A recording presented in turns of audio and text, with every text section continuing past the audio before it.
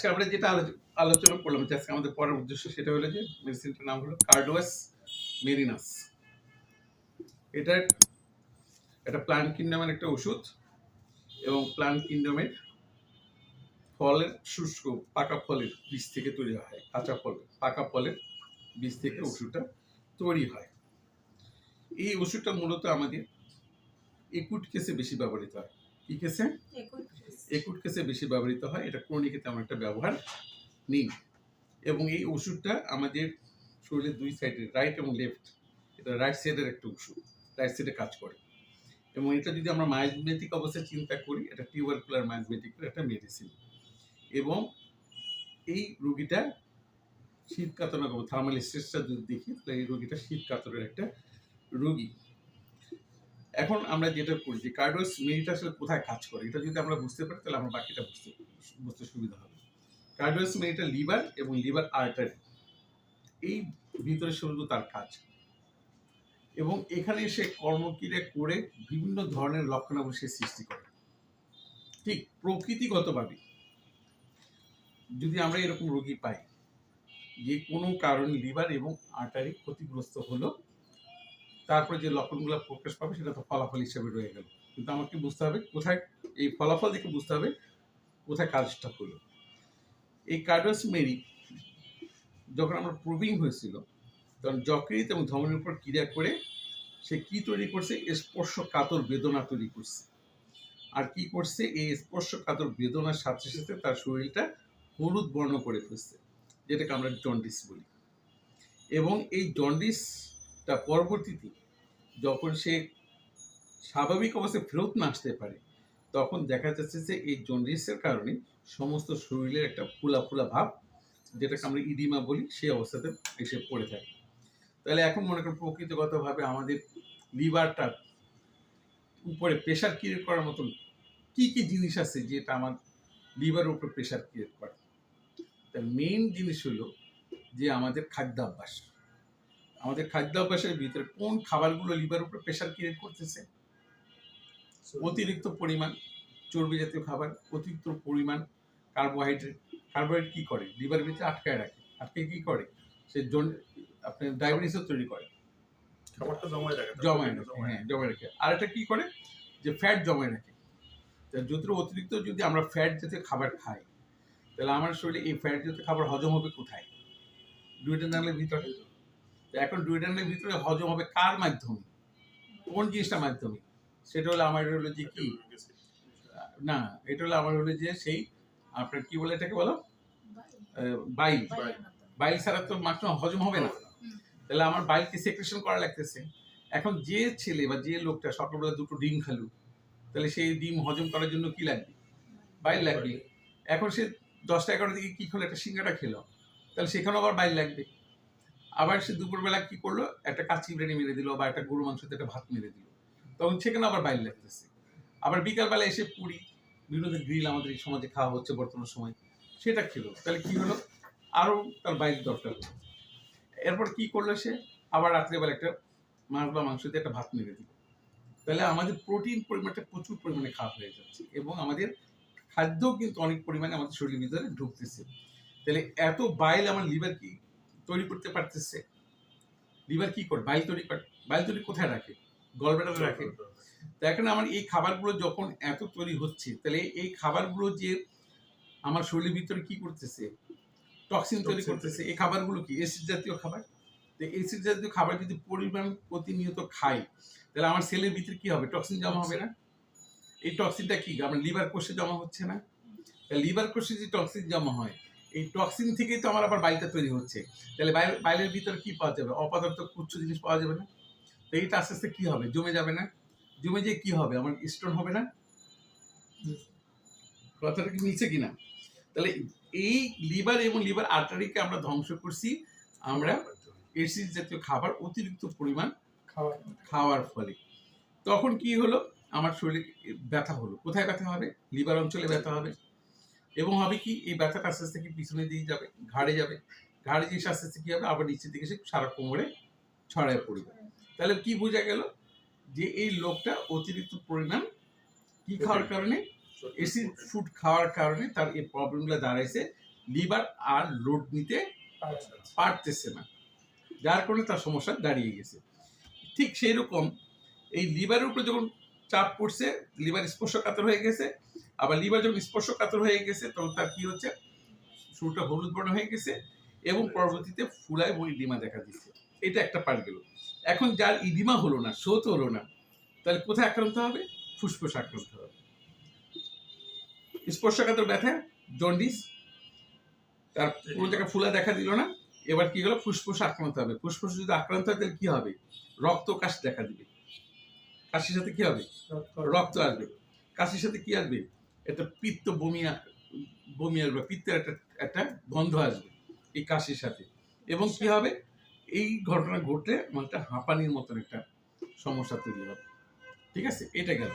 এবার এটা যদি না হয়, সৌতো আমরা উপেক্ষা করে গেলাম, মাঝে মাঝে সৌতো হতো, ওষুধ খেয়ে ফেলতাম, একটা ওষুধ খেয়ে ফেলতাম, এটাও সমস্যা হতো, খেয়ে ফেলতাম। কিন্তু আমি কি খাবার অ্যাসিড ফুড থেকে বেরোইছি? অ্যাসিড ফুড থেকে বের হইনি। তাহলে পরবর্তী এক সময় যে কি হবে? লিভার সিরোসিস হবে। কি হবে বলে? Liver cirrhosis. এই লিভার সিরোসিস হলে কি হবে? আমাকে আবার অ্যাসাইটিস হবে, মানে কি হবে? অ্যাবডোমেনে পানি চলে আসবে। তাহলে এই জিনিসটা কি? তাহলে আমাকে এই কার্ডিওস মেনে কি করবে? একুট থেকে বের হওয়ার একটা রাস্তা, এবং ওই রুগীকে সাবধান বাণী অবলম্বন করতে হবে।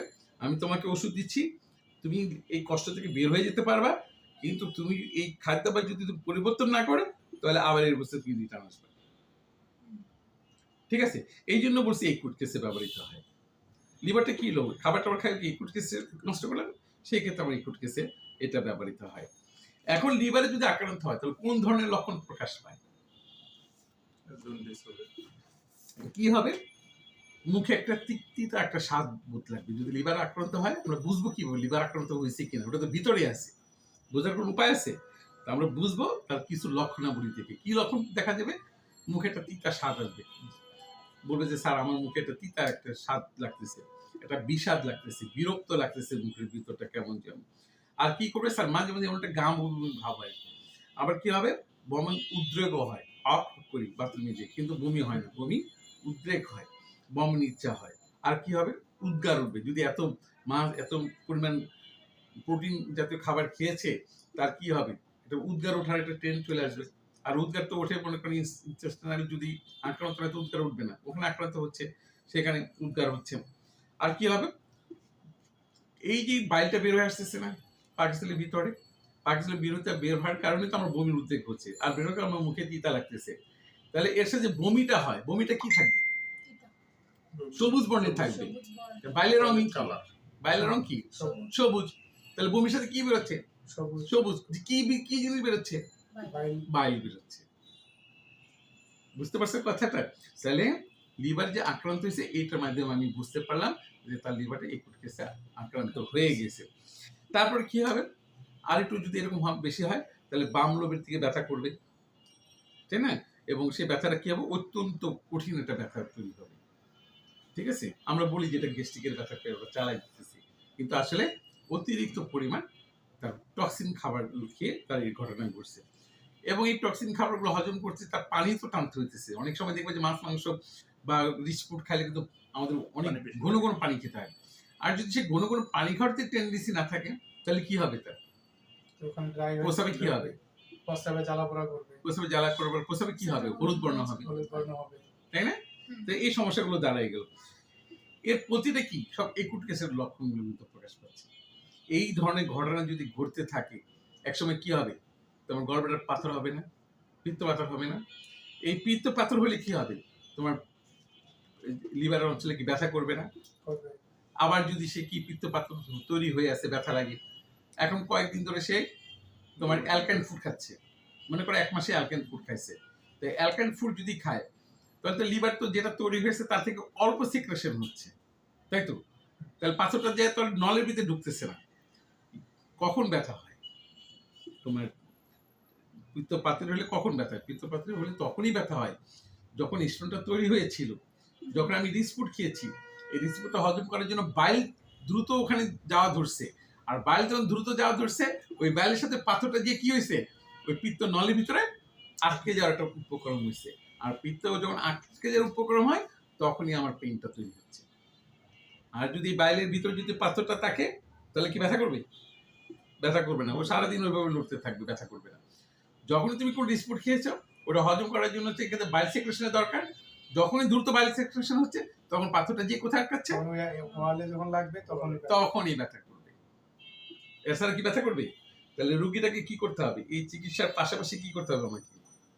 খাবারের পরিবর্তে তারপরে এসিড ফুড থেকে বালতি অ্যালকান ফুডে আনতে হবে। আর আমার কোন মেডিসিনটা লক্ষণ এগুলো সব প্রকাশ পাচ্ছে সেটা আমার কার্ডিওস। বুঝে আসছে কথাটা? সুন্দর জিনিসটা খুবই সুন্দর স্যার। এইভাবে বললে তো মনে থাকে যে কোথা থেকে কোথায় যায়, কোথা থেকে কোথায় আসছে। কোথায় যায়। থিমটা কি? থিমটা হলো আমার লিভারটাকে কোনোভাবে না কোনোভাবে এটাকে ডিস্টার্ব করা হয়েছে প্রচুর পরিমাণে। ডিস্টার্বের কারণে এটা হচ্ছে। এই ডিস্টার্ব থেকে বের হইতে হলে আমাকে সাধারণ যে মেডিসিনগুলো আছে, যে সাধারণ যদি মেডিসিনগুলো ধরো সেগুলোর ভিতরে সাধারণ মেডিসিনগুলো কি কি আছে, যে আমাদের ব্রাইনি ইউজ করতে পারি। ব্রাইনের কি কপে বমিতে কি আসে? তিতা ভাব থাকে না? কারণ ব্রাইনে কখন তৈরি হয়েছে? সব শুষ্ক থাকবে। ব্রাইনে কখন তৈরি হয়েছে? যখন সে অ্যাকোনেটে ছিল, যখন সে রাষ্ট্রকে ছিল, জ্বর হয়েছে, তাই তখন সে কি করছে? একটা কি করলো, সে একটা বিসদৃশ্য একটা ওষুধ প্রয়োগ করে দিল, যেমন প্যারাসিটামল প্রয়োগ করে দিল। প্যারাসিটামল প্রয়োগ করলে জ্বরটা চলে গেল। এই প্যারাসিটামল কোথায় গেল? পাকস্থলীতে গেল। পাকস্থলীতে যে কি করো, ওই পরিবেশটাকে নষ্ট করে দিল না?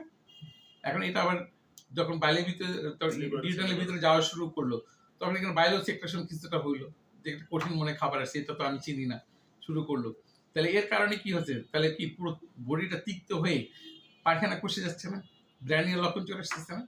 তাহলে এখানে বলতেছে সাধারণত লিভার পীড়ায় যে আমরা ওষুধগুলো ব্যবহার করি, নাক্স ব্যবহার করি, মার্সেল ব্যবহার করি, চেলোডিনিয়া ব্যবহার করি, ব্রায়ানিয়া ব্যবহার করি, করি না?